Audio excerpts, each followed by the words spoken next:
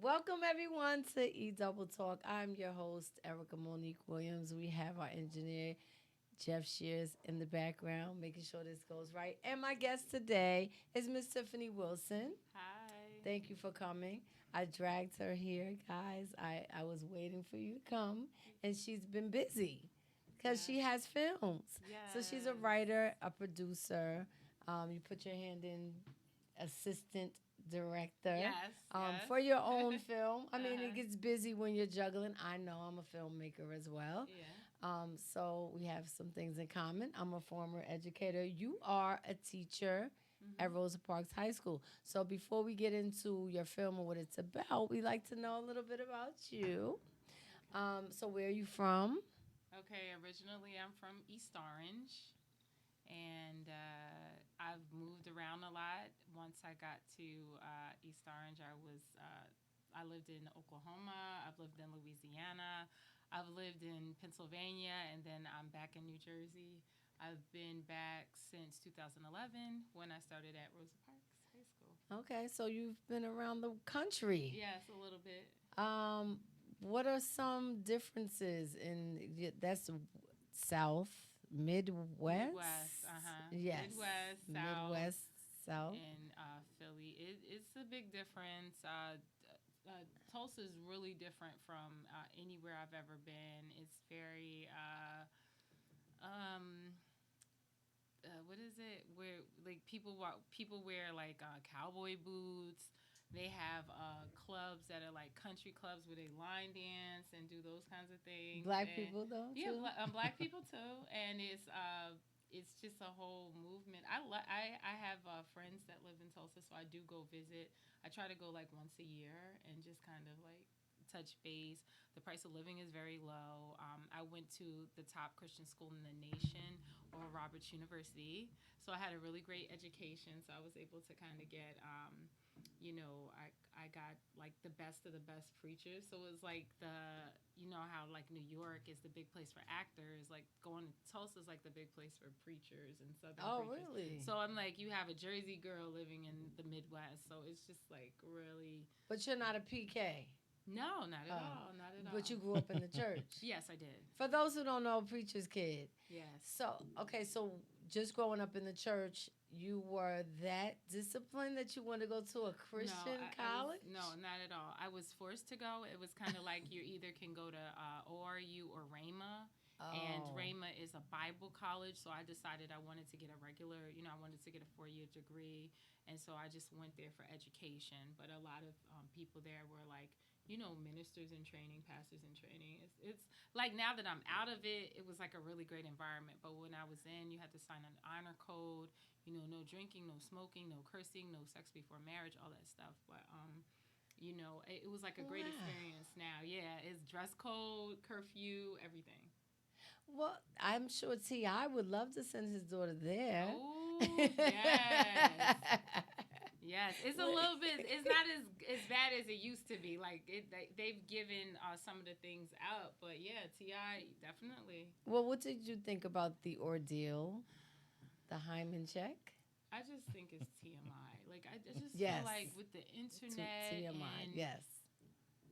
why do we need to know this? And it's privacy laws as well. Like why do Hmm. I would definitely not tell millions of people this. And a doctor, just because a doctor says something doesn't always mean it's intact. And and things can not, I don't know. I just think it's an invasion of his daughter's privacy. And it's like So why are you telling people that? Did he tell? I saw the article, but go ahead. I that was my issue is the fact that he shared the He shared information it. more Yeah. so than I mean a dad with a daughter. Mhm. If he's overprotective, we know why. There's a lot of stuff going on with our girls, Mhm. and he wants to make sure that he knows what's going on with her. She may not share that information, but us knowing about it is embarrassing for her. I think that's where I Yes. find And a how old is problem this? with it. How old is she? I think she's 17.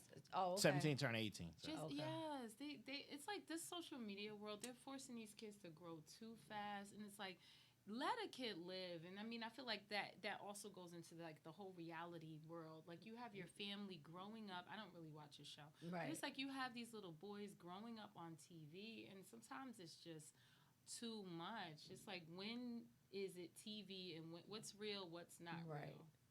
So Right. that's just me I agree. with that. And I mean, we don't know what the outcome is going to be for, per se, for reality families, but we've seen from young actors growing up on stage, on Mhm. film, they don't get to have a childhood. And then at some point, it comes back, and, some of them crash and burn. Mhm. So, drama is my passion, and it's a good way to express yourself.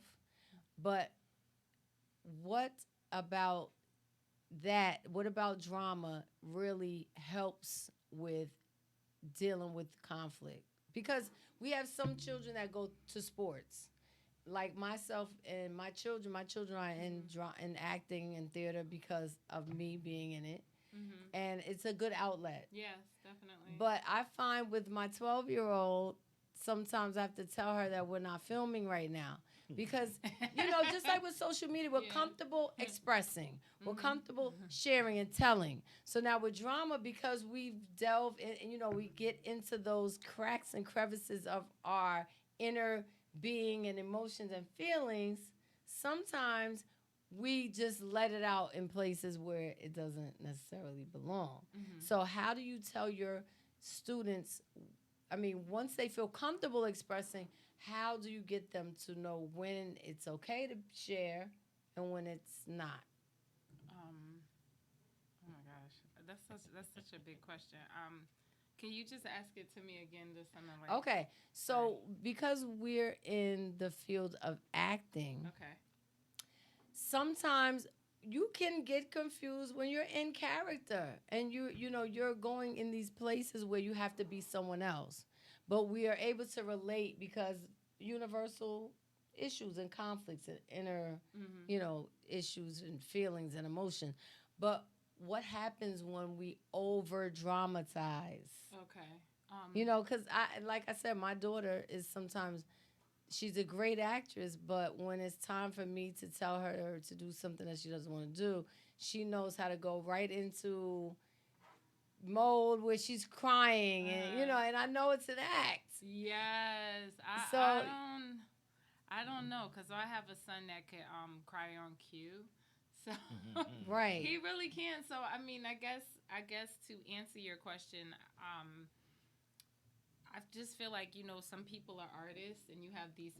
We have certain people that are gifted, and just because they're extra dramatic, or they have, their way of acting. That doesn't necessarily mean they're going to be actors. Maybe right, they might be really good lawyers, or they may be right, real because they are still performers. I think for me, the way I work with my students, because I'm more of in the high school realm, hmm and most of my students are afraid of showing real emotion on stage because they feel like they're gonna go too far, or they're gonna right. Well, say that I'm that that and was the question. and they feel like they're gonna go too far, they're gonna wild out, and it's like kind of well, if I flip, it's over, because some of them have those kinds of anger, that Right. kind of anger. And what another thing that we don't explore a lot is I feel like drama is a way of is also a way of managing your anger. If you're allowed to get on the stage, or you're allowed to perform and let out some of that anger and that aggression,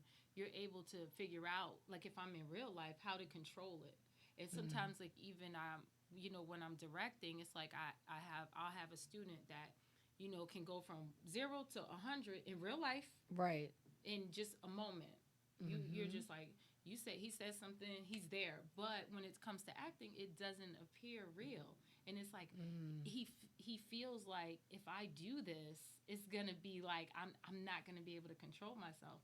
And what I tried to train him or talk to him about is like, if you're doing it in the acting world, you realize when you're on the stage, you're performing. When you walk off the stage, you're no longer performing. And it's like, if you get used to getting that out, it's really not gonna. It's kind of like a release for you, Right. and so what? That's kind of something that I've definitely been working towards, where it's like you're able to get all these emotions out, so you don't have them bottled in, so you just don't blow up. Right, and that's So, why I think it's a great outlet, just like sports. Like I said, everyone has a different hmm passion.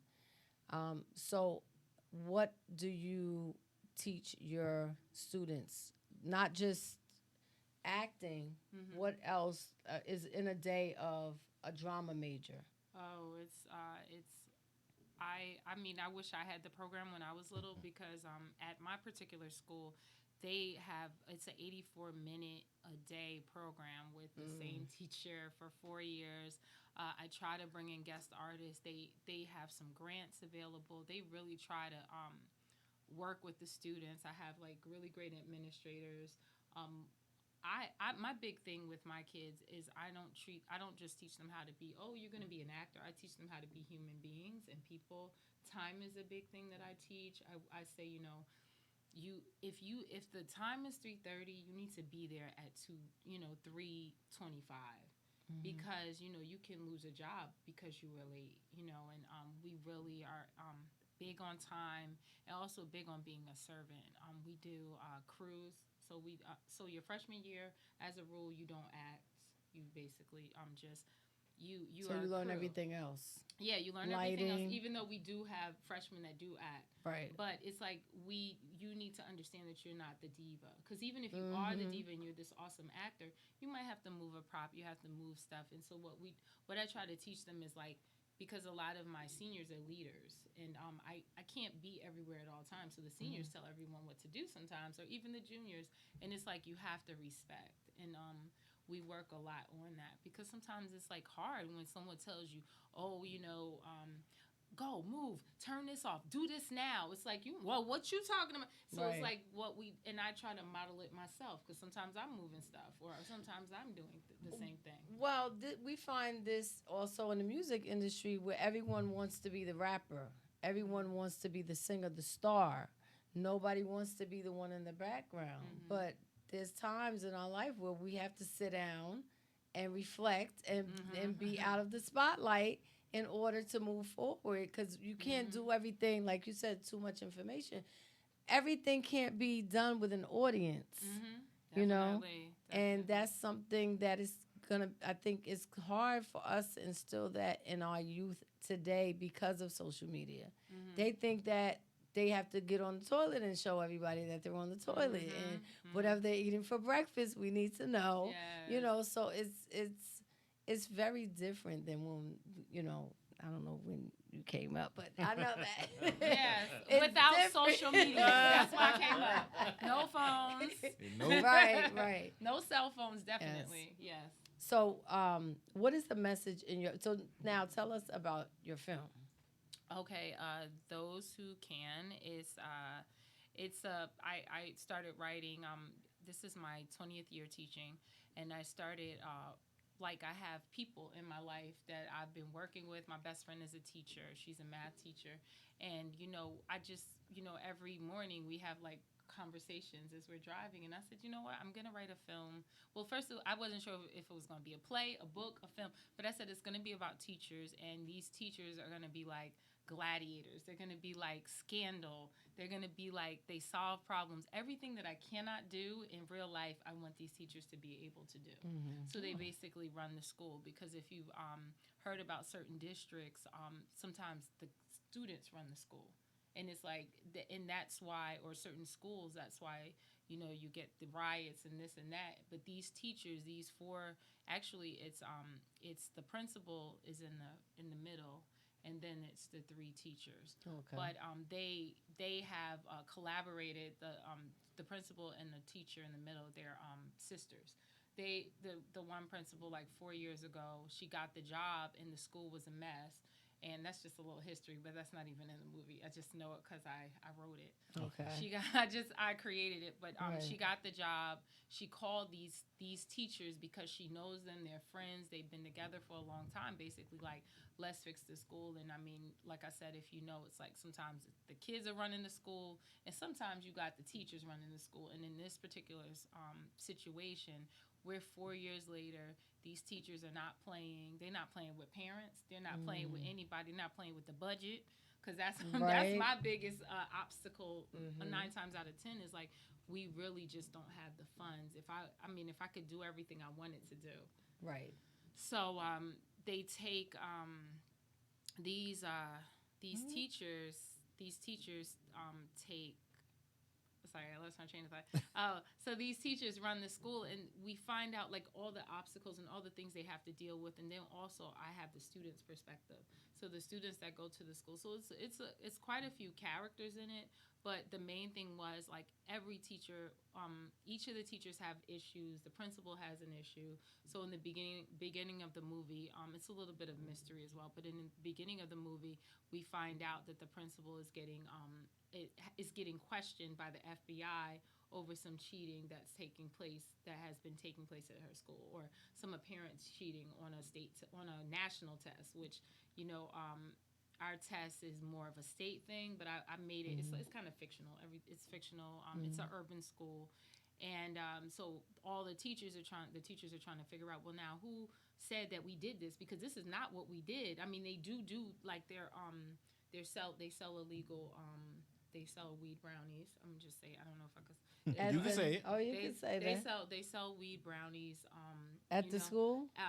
Well, yeah, because As a form of fundraising. as a form of fundraiser, they've done some fish fry, stripper fish fry events, male strippers to make money, and they make a lot of money doing that. And they do they do a lot of raising of money so that they could send kids and just make a difference in their lives. So like for example, they do this big bus tour, and it's like they use that kind of money to take the kids to different colleges and expose them. Cool. Because what we find is a lot of kids, they don't have the finances, they don't have the funding, so they're almost like parents. But then Right. also these women have their own little issues. Like you got one who I don't want to tell. Like I'm Right. gonna try to tell. Right. I'm gonna just say like I don't even need to see it now. Is in love. One is in love. love with the wrong person. Nah. One got issues with her husband not doing what he's supposed to do, and it's just a lot going on with them too. So I have a quick question. How long did it take you to write the film? Approximately, I think it was about 3 years. 3 years around. It started like with conception, and then it was like maybe half written, and then I was in like a little situationship with someone who said that he would fund my movie, my film. You know, one of those things where you just kind of like trying to impress me. And he said, Well, well, we how could much have you a need- whole nother show on that. Yeah. I know about that too. Trying to impress me. So he's like, well, how much you need? I told the person, and I ended up going to see an independent film because there's a big independent film base, in this area. Yes. Yes. Essex County. Everyone knows everyone. And Saladin, who's actually in my film. I do know him New too. York, and he's like a great brother. But I went to see his film because it's like, sometimes you think like people are going to be competitive, but I found to be embraced by them. Right. I said, Saladin, And that was the remake of the Sidney Poitier movie. Yes. I covered that film. I wasn't in it. We were I was in we did the red carpet. Oh, nice. I can't think of it. Was a remake. It's the This same was- name. It's the same name. I know what Him, you. Sidney Poitier, and Bill Cosby. Saladin Nork. I don't remember. Yeah. Maybe your listeners remember, but it was some of my students was in the film, and I wasn't Okay. able to get. And when I saw it, I was like, I got that part, but I couldn't be there. But his next film I was in, the film he did last year. But when whoever he used, I said, well, who did you use? I really like the guy, so I got hooked up with that guy, and I just told him what I wanted. I sent him like the beginning of the script. And he's all like, sis, I really like it. I'm there, whatever you need. And like I said, this other guy's like, I'm going to fund your movie. And then he's all like, instead of just giving me the money, because I'm like, you give me the money, I'm going to use it towards the movie. I'm not going to spend it. He's like, well, now he wants a proposal. He wants this and that. That allowed me to do the footwork. Okay. So then once this person wasn't in my life anymore, I said, you know what? I still want to do it.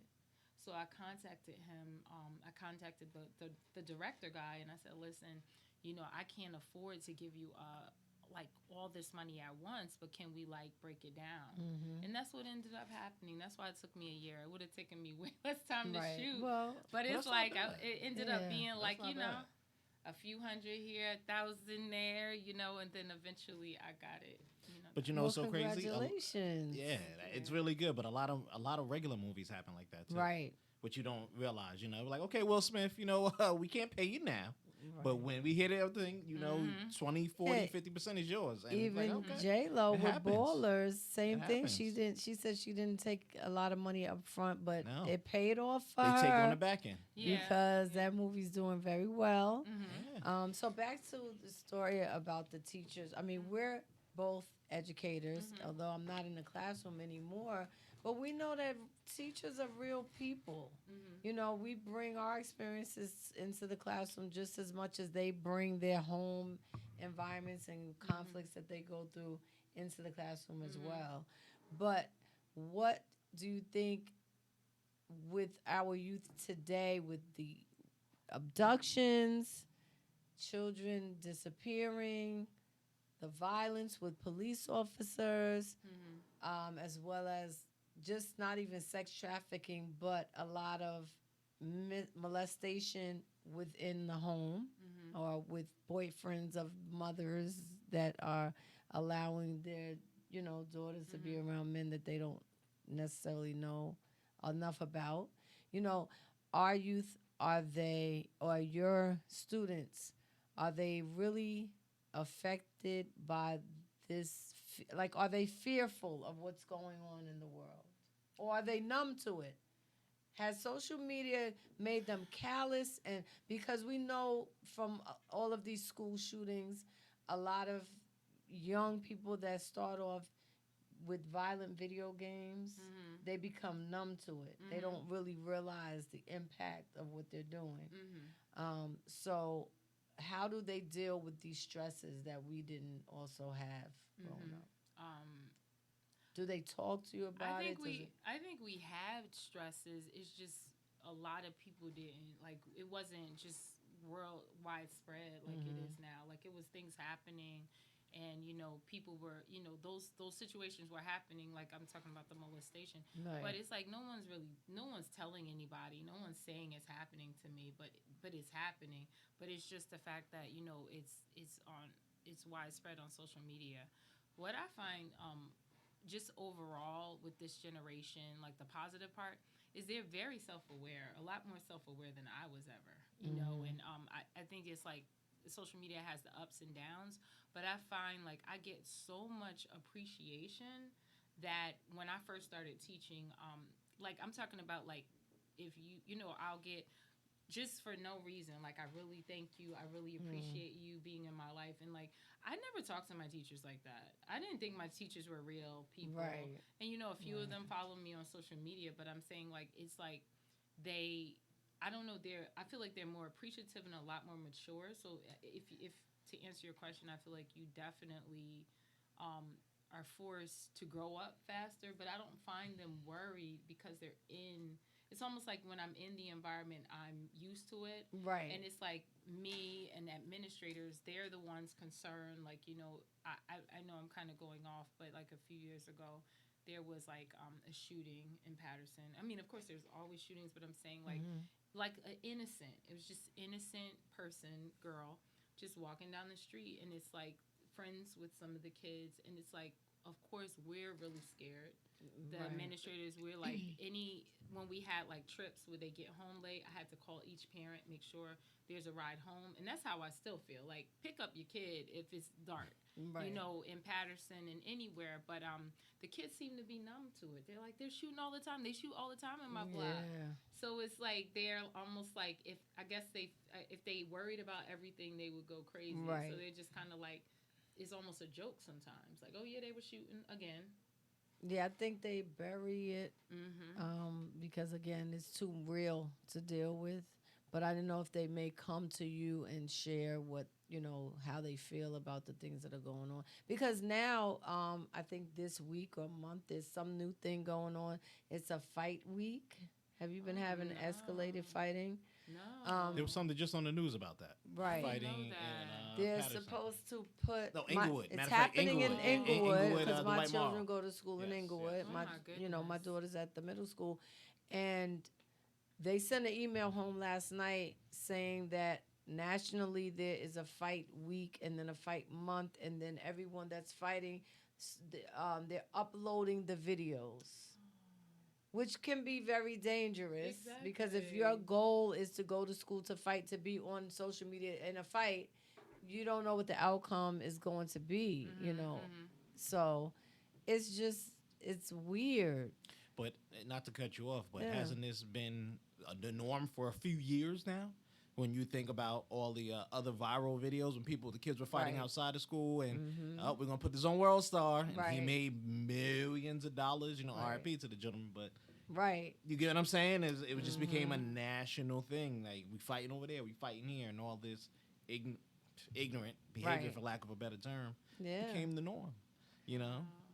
I think a lot of kids cope with it in a different way. You have Right. to kind of not laugh it off, and if it affects you, personally, yes, go see a teacher, therapist, Mhm. whatever you need to, and that's when they will come to you guys. But a lot of Right. kids use this for coping skills. Mhm. I'm not used to it. I think they pay attention to it. Like I Right. don't think a lot of them want to go out there like, yo, let's get this gun and go kill Mikey. But Right. I think it's a coping skill.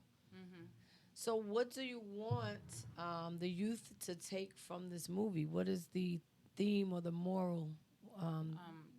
The youth, adults, or everybody? Everyone. Well, it's a few things, but I don't know. I just kind of I haven't seen very many movies about the profession of teaching. I've seen series about it. It was a series on a few years ago. I forgot the name of it. It was about like just being in the school, but I would like I said, I just kind of took personalities of people I knew, and So, do you want people to understand what we go through as teachers more? I mean, a lot of people don't. I mean, we have good hours, we have good vacation days. That's what they think. We have good benefits, and we get off at 3:00, and they're like, "What's the problem?" That's what they. You have the ideal profession, and I'm like, I'm dealing with the future. It's in my hands. I feel responsible. I have these young minds in front of me, and I can't just go in. You can't go in and punch the clock like it's just, you're not dealing with numbers, you're dealing with people. Yeah. So, do you want people to understand the plight of educators? I definitely do. Education is I equate it to, I'm in probably the best school that I've ever been in, but I would never trade urban school for. I love urban. I love it, love it, love it. But this is one of the best schools I've been in. Like I taught at Orange High. I taught at a charter school for foster kids. I taught at a school in Oklahoma, but it's like I call it a battle. Every time I go to school, it's like a battle, and it's kind of like if you go to a doctor's office and the doctor just wants to check you and make sure you're okay, and the patient is just like, "Nah, don't check me. Nah, I'm good, or want to talk to you about something else and distract you, and you trying to find out what the problem is. You're just trying to do your job, and you're trying to heal the Right. person, and the patient is just moving around, standing up, got to go to the bathroom, got to do this, but doesn't want the doctor to do their job. And I feel like in education, it's like a battle to keep attention, compete with cell phones, compete with budget, compete with rappers, compete with social media, compete with reality Drug dealers shows, on the corner. So I teach theater. Okay, you can't memorize a few lines, but you know all of Kanye West's album. You know Right. all of this. So it's like for me, it's like a one-man show, one-man pony. I Yes. can't come into school and half do things. No. We didn't talk about cursing. But I can't come to school because like you said, I'm charged with I'm gonna start crying.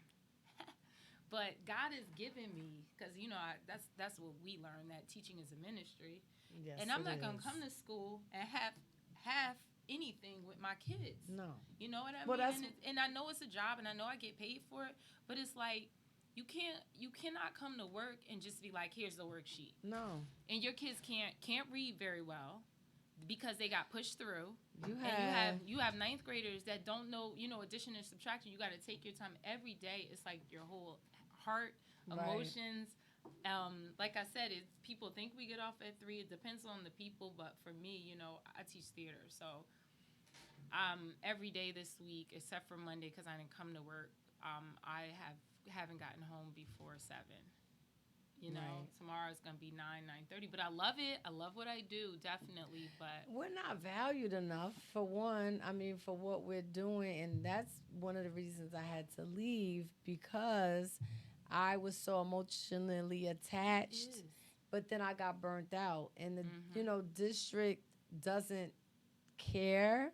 The budget is only to smooth things over. It's not really to solve what the problems are. It's inconsistencies. And I just felt like if I'm not in here and I can't give 110%, I'm doing a disservice. Mhm. So I had to walk away. And it was hard, but it's you have a responsibility, like I said. So let me ask you two a question then. If on teaching, would you guys take another position in teaching that would better help any other future teachers that feel the same way as you? Whether it be principal, administrator, director of board of ed, I don't know. Would you pursue that so you can put in new rules that'll help teachers who feel like you coming up? I never wanted to do that. That was what a lot of people said to me. Why don't you just become an administrator? And I'm a people person. I'm not a paper. I don't, You, but you can still see like the guy in New York City. He's out in the classroom. He's not just Right, always in the right, thing. right, I don't know any board of ed, whether it be from Inglewood or whether it be down in East Orange or wherever, whether they get out of the office and they go talk to teachers or students or whatever. But I'm sure they possibly could. But if you had a chance to make the rules and change budgets and help students or teachers help students, would you guys take that opportunity, or would you just be like, "Oh, this ain't working. I gotta go"? Well, Go ahead. I have my supervision certificate, Mhm. and I have, I've looked, gone down that route. I've looked into Yeah, that, and yeah. I've applied Yeah. for supervision.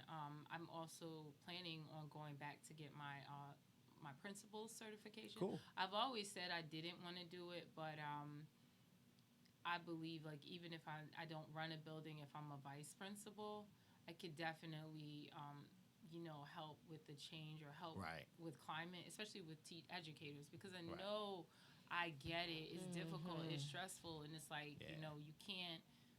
You really, I mean, anybody, everyone has bad days, but I feel like, if I were a vice principal, I could definitely help empower my teachers. Now, like I said, I've been in the classroom for 20 years. I'm not Right. kind of an administrator that was there for a year or half a year or Right. even 5 I years. Yeah, I think Right. it's kind of like police officers. They, some of them who are not from that area need sensitivity training.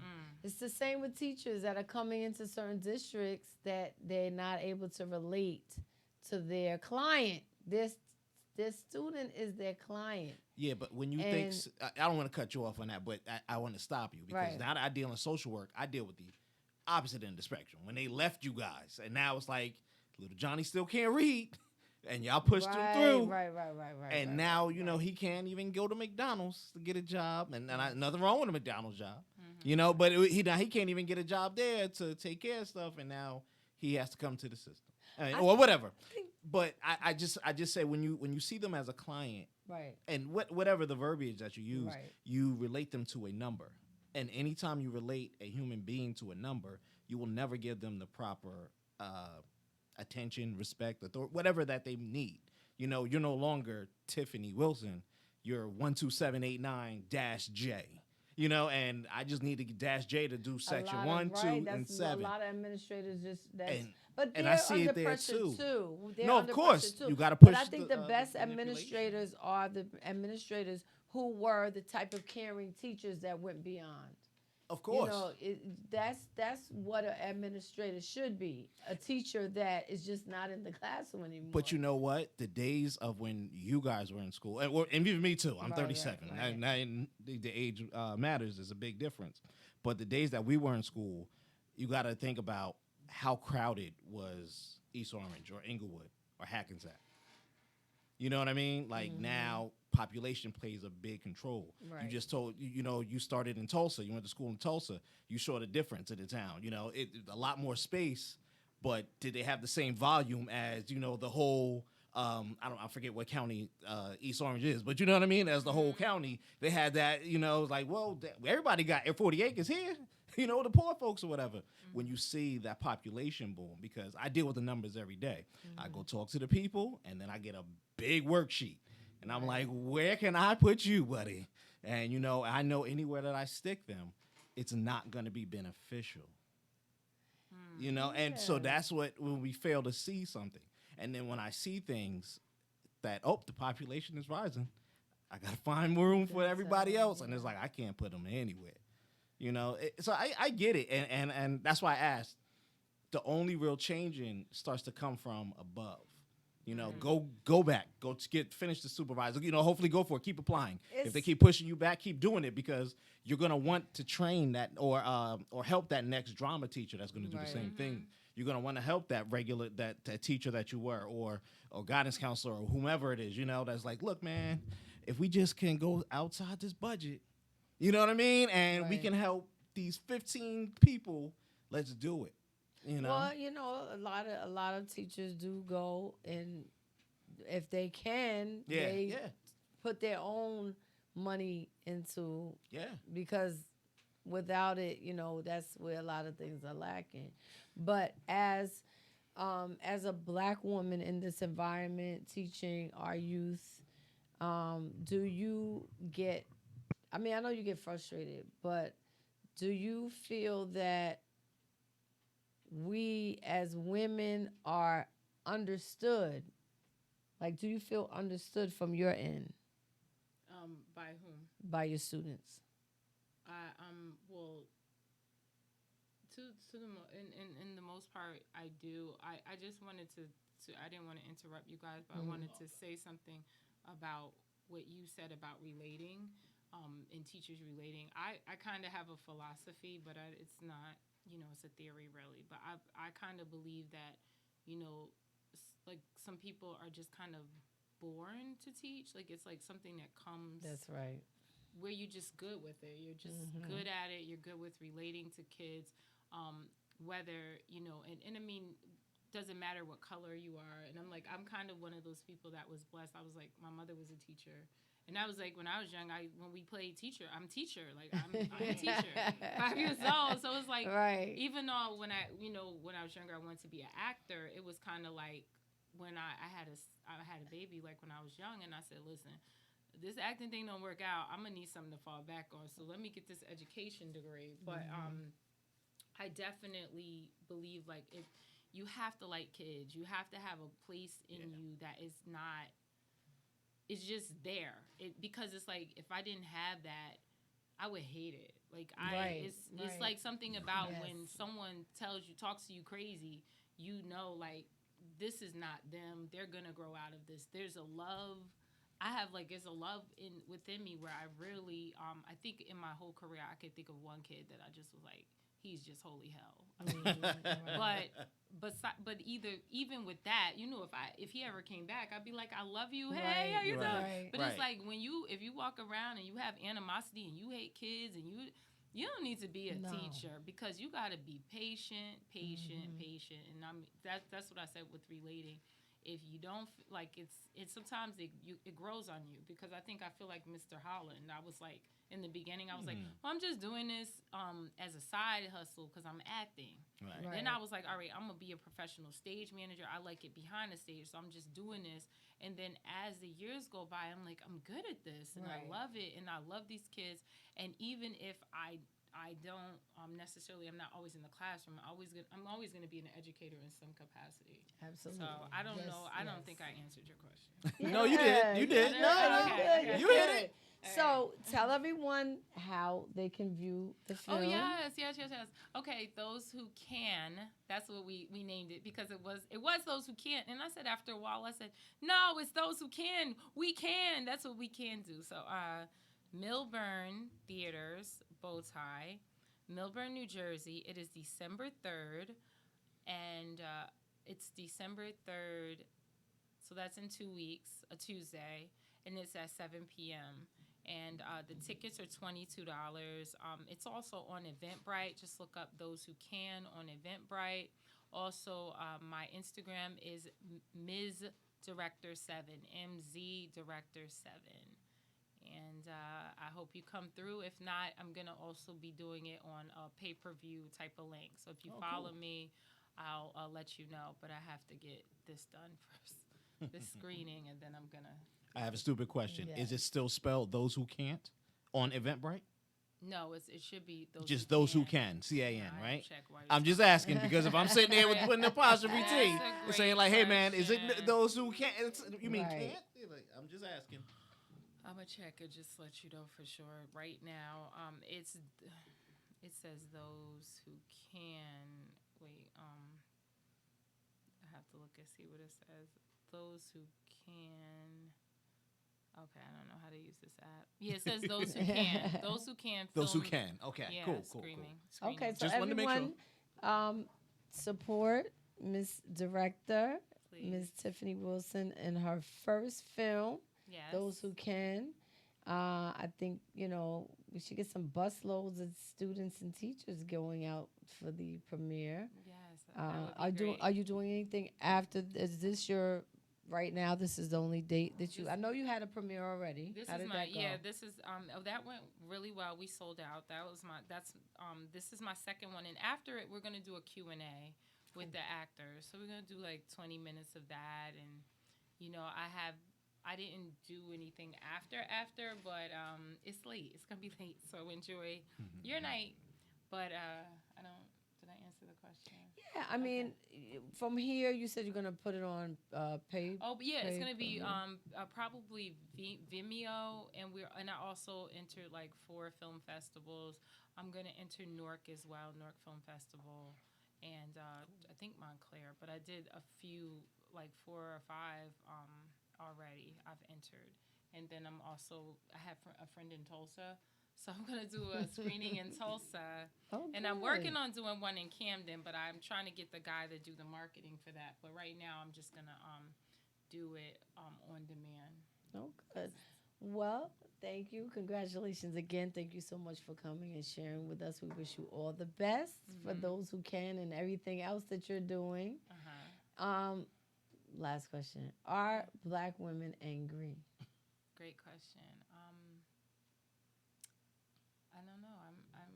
I'm angry sometimes, Yes. but I'm not like. Yes, that's a I'm great angry answer. sometimes. Yes, Yeah, we're but not all always the angry. time. We're not walking around angry at all times. But sometimes you just gotta get the face. Like I don't want to be bothered. You just want to go through life. So it's Yes. no. I mean, I was gonna put up a post yesterday asking white people how they would feel if what happened to us happened to them. Would they be mad too? I mean, all right, but we're not mad over here at E Double Talk. We're very happy that you tuned in tonight. I'll welcome you back anytime. Thank you for coming again. You guys have a wonderful Thanksgiving. My kids are calling me. I have to go home. So All we're right. signing off. Thank you.